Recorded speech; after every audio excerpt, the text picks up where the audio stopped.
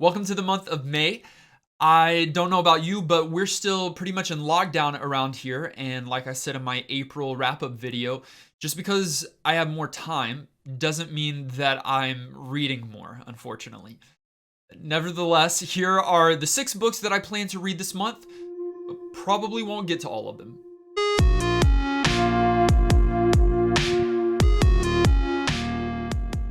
I just noticed my hair is getting longer and out of sorts. I'm sure I'm not the only one because hair stylists are non-essential, but I essentially need a haircut. So the first book that I want to read this month, I've already talked about it some. You can look in the annotations and I'll have linked a video to where I've talked about it before, but it is Chosen Ones by Veronica Roth. I think it was actually a video that I did of books that I'm most excited about them being released this year. And Chosen Ones has just recently come out. It is by the same author of the Divergent series, which I didn't love, but this is the start of a new series and it's a new premise. I loved the concept of it. I've already talked about it before, but it is 5 characters who defeated the Dark One a decade earlier to the start of this book. And now in this book, it is following their lives and kind of the fallout. It's urban fantasy. It doesn't focus as much,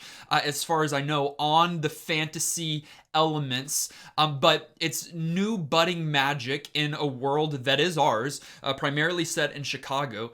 And it's the aftermath. It's the effects of the fame and the like glory and splendor, but also the dark, like depression and anxiety and drug abuse and all of these other things that come into the lives of these characters because of the horrible things they saw and because of the terrible things they were a part of 10 years prior when most other books are set. I'm really excited to get into this one because it's less focused on what we're used to when it comes to fantasy novels and more focused on kind of like the reality of how this would play out in the lives of people many years after the event.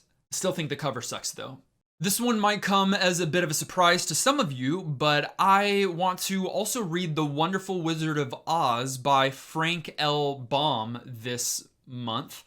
The Wizard of Oz is a favorite of my wife's. She loves the movie. She loves even more The Return to Oz. It's another movie that came out after the fact and most people don't necessarily know about it, but she loves this story, not only the movies, but also the books, maybe read them some as a kid. I haven't read them before, and I like taking a break from young adult fantasy, sci-fi, that kind of stuff every once in a while and reading a junior high book or even some kind of kids lit. And so that's what we're going to do with this one. This is a series that I eventually want to not only have read for myself, but want to read for my future kids. And so why not get started now and read about Dorothy's first visit to the wonderful world of Oz. As I'm recording this, my wife did text me and said, you better say that you're reading my copy from elementary school. So I'm making sure to include that in the video. I want you all to know that I'm reading her exact copy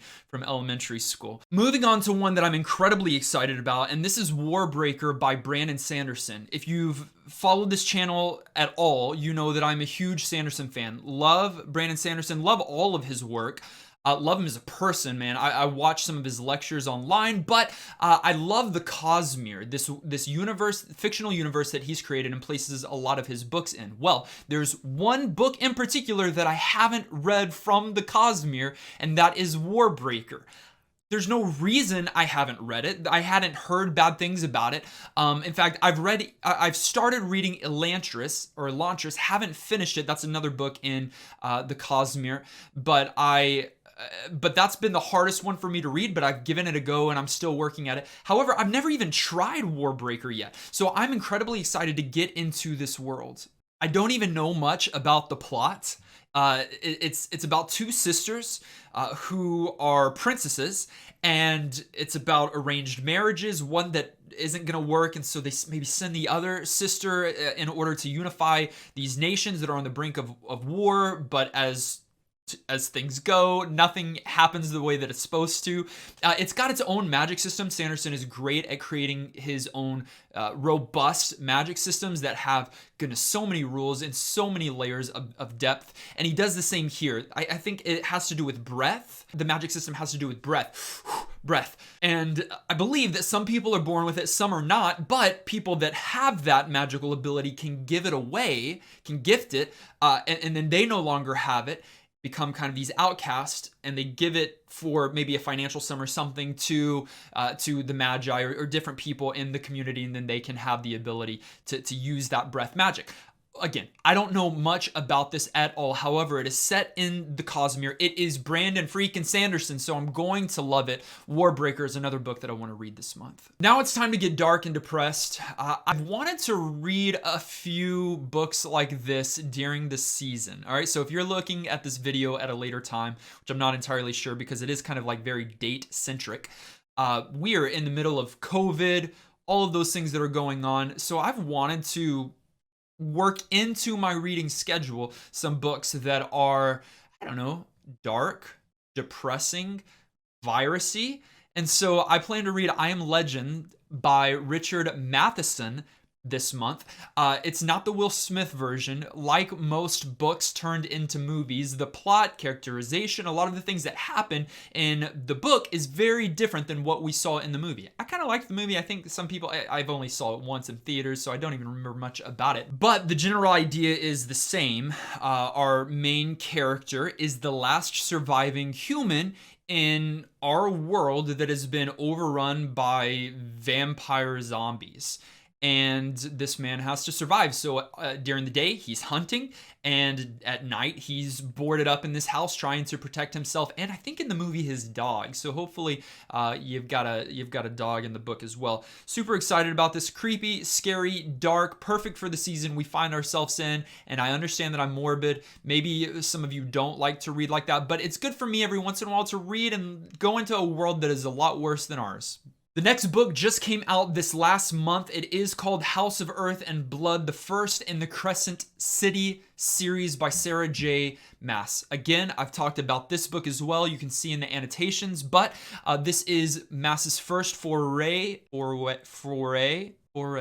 into adult fantasy. So I'm nervous about that. I really liked the start of her Throne of Glass series, and then I stopped because it got very mushy, Twilight-esque, romancy, which is not me. It's okay if it's you. It's not me. And so I might be shooting myself in the foot on this one because it has to do with angels and demons and romance, and now it's just adult, so I imagine that it's only going to be more steamy than ever before. But this too is an urban fantasy novel. It's got supernatural elements in a world that is similar to ours. I don't know if it's our exact world. I mean, there is a Crescent City in their world, and I don't think there is in ours, so there are some stark differences there, but urban fantasy in the sense that it is like there's cell phones and cars and internet, but there's also magic. The story follows a lead character named Bryce, who is half fae, half human, who lives in Crescent City, and she's living her normal life as normal as it is in that world until one night all of her friends are murdered by a demon. That's how it begins. I don't think it's a murder mystery by any means. I think it's going to build out some kind of drama, romance, magic, yay. And so I'm gonna give it a try. The cover looks great, but I'm very nervous about this one.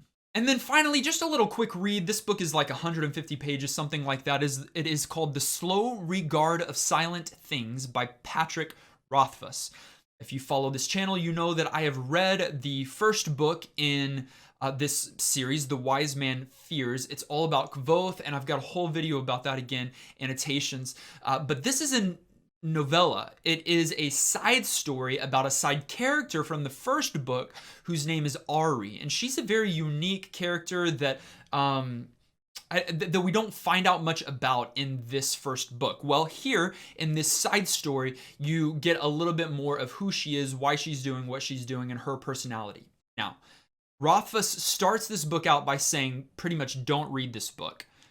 unless you're at a place where you've already read The Wise Man Fears, maybe even second in that series, and you can come back to it, because he says it's not a typical book. This is not going to forward the story of Kvothe, our main character. This is not going to forward much plot at all. In fact, I believe that it takes place between chapters 4 and 11 in The Wise Man's Fear.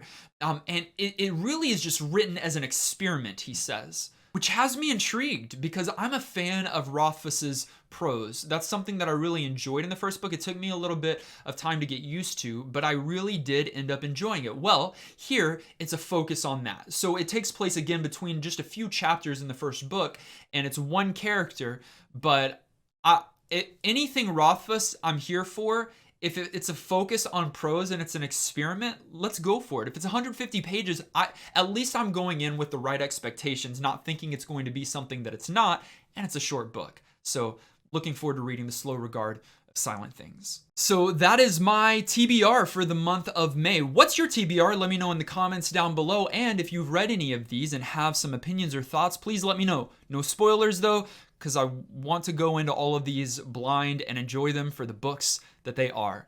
Thank you for watching this video. Make sure to click like and subscribe so that you can join the Dragon Army. Again, leave a comment down below and we'll see you in the next video.